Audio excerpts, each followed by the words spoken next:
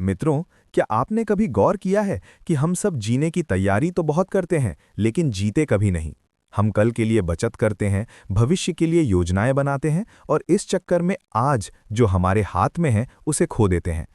ओशो कहते हैं कि जीवन कोई समस्या या प्रॉब्लम नहीं है जिसे हल किया जाए, बल्कि जीवन एक रहस्य है जिसे जिया जाए। आज हम ओशो के उन्हीं क्रांतिकारी विचारों पर बात करेंगे कि कैसे हम इस छोटे से जीवन को बोझ की तरह ढोने के बजाय एक उत्सव, एक सेलिब्रेशन बना सकते हैं। ओशो का पूरा दर्शन इसी एक बात पर टिका है, अहोभाव, यानी जो मिला है उसके प्रति गहरा आभार और इस पल का पूरा आनंद। पहला सूत्र, गंभीरता को त्यागें, ड्रॉप द सीरियसनेस। ओशो कहते हैं कि इंसान के दुखी होने का सबसे बड़ा कारण उसकी गंभीरता है। हमने धर्म को गंभीर बना दिया, काम को गंभीर बना दिया, यहाँ तक कि प्रेम को भी एक बोझिल जिम्मेदारी बना दिया। ओशो के अनुसार परमात्मा कोई गंभीर व्यक्ति नहीं है।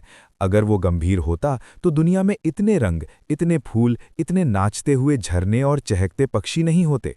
गंभीरता अहंकार की निशानी है। जब आप खुद को बहुत महत्वपूर्ण मानने लगते हैं तो आप गंभीर हो जाते हैं। ओशो कहते हैं जीवन को एक खेल यानी लीला की तरह लो, जैसे बच्चे खेलते हैं। खेल में हार जीत बड़ी बात नहीं होती, खेलना बड़ी बात होती है। जिस दिन आप जीवन को खेल की तरह लेना शुरू कर देंगे, उस दिन आपका आधा तनाव तो उसी पल खत्म हो जाएगा।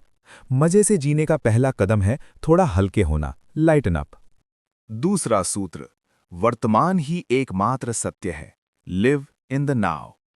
ओशो का एक बहुत प्रसिद्ध विचार है, जियो, अभी और यहीं। हमारा मन या तो अतीत की यादों में भटकता रहता है या भविष्य की चिंताओं में। अतीत मर चुका है और भविष्य अभी पैदा नहीं हुआ। जो है वो यही पल है। कल्पना कीजिए आप खाना खा रहे हैं, लेकिन आपका दिमाग ऑफिस की फाइलों में अटका है। ओशो कहते हैं कि उस समय आप केवल खाना निगल रहे हैं, खा नहीं रहे।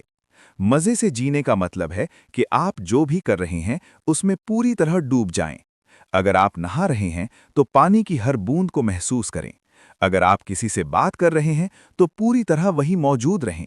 जब आप अभी और यहीं यानी हियर एंड नाउ होते हैं तो दुख का प्रवेश द्वार बंद हो जाता है, क्योंकि दुख हमेशा कल या बीते हुए कल में होता है। अभी में सिर्फ शांति और आनंद है। तीसरा सूत्र, छोटे छोटे पलों का उत्सव, सेलिब्रेट स्मॉल थिंग्स। अक्सर हम किसी बड़ी उपलब्धि का इंतजार करते हैं खुश होने के लिए, जब बड़ी नौकरी मिलेगी, जब बड़ा घर होगा, जब शादी होगी। ओशो कहते हैं बड़ी खुशियां जीवन में बहुत कम आती हैं, लेकिन छोटे छोटे पल हर रोज आते हैं। सुबह की चाय का कप, ठंडी हवा का झोंका, किसी मित्र की मुस्कुराहट या बस चुपचाप बैठना।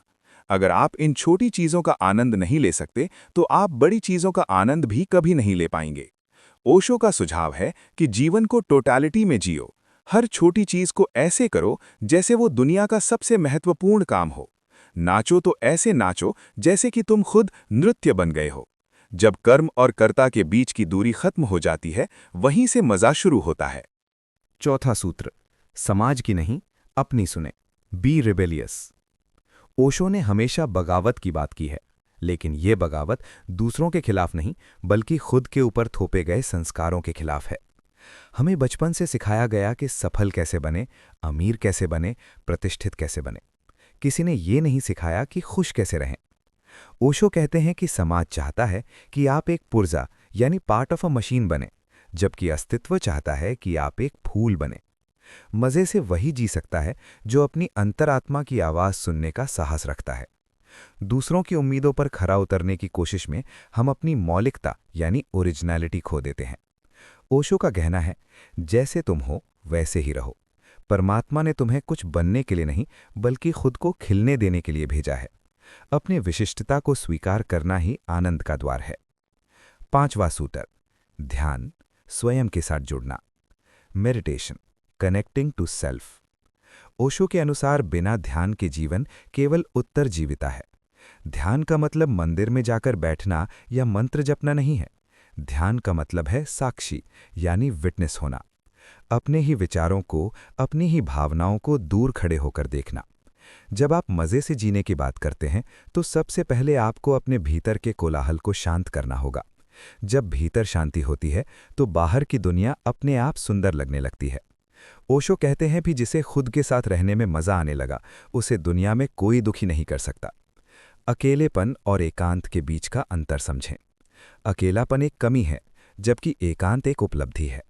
जब आप खुद के साथ मजे में रहना सीख जाते हैं, तो आपकी निर्भरता दूसरों पर खत्म हो जाती है। छठा सूत्र, प्रेम का आनंद, the joy of love. Osho प्रेम को एक साधना मानते हैं, लेकिन वे उस प्रेम की बात नहीं करते जो मांग करता है या जो कब्जा करना चाहता है। ओशो कहते हैं कि प्रेम एक सुगंध होनी चाहिए जो आपसे अपने आप बहती रहे। मजे से जीने के लिए दिल का खुला होना बहुत जरूरी है। नफरत, ईर्ष्या और क्रोध वे चीजें हैं जो आपकी ऊर्जा को सोख लेती हैं। प्रेम आपकी ऊर्जा को बढ़ाता है।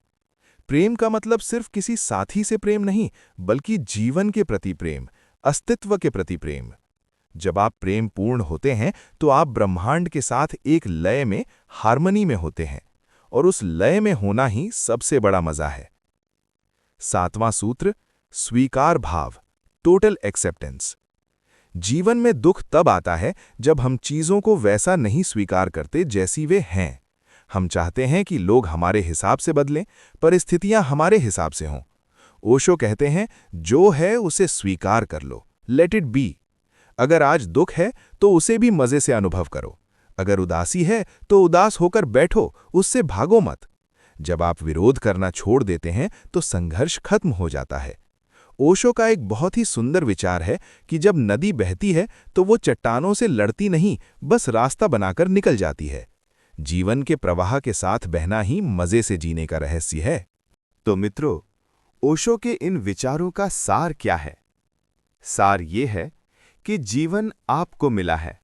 अब इसे सर्कस बनाना है या उत्सव, ये आपके हाथ में है।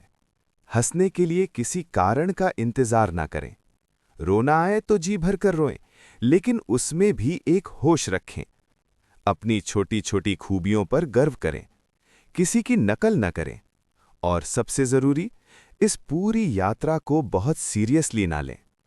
मौत तो एक दिन आएगी ही, लेकिन उससे पहले जीवन इतनी गहराई से जिया जाना चाहिए कि जब मौत आए तो आप उसका स्वागत भी एक नृत्य के साथ कर सकें।